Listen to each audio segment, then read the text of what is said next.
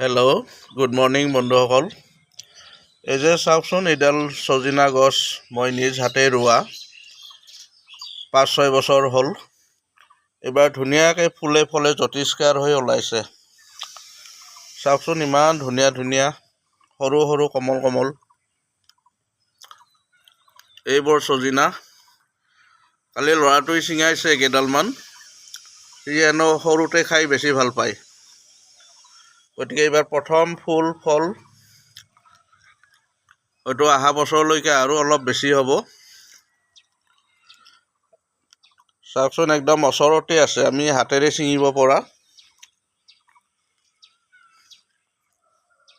চাওক, এই ছজিনাডাল আমাৰ 12 মাহে ফলে।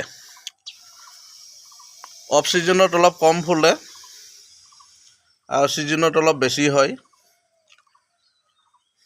এইবোৰ আগতে অলপ ডাঙৰ, এই যে ডাঙৰ ডাঙৰ ফল হৈছে, আগত ফুল হৈছিলে এইবিলাকৰ। 2-4ডাল ডাঙৰো আছে।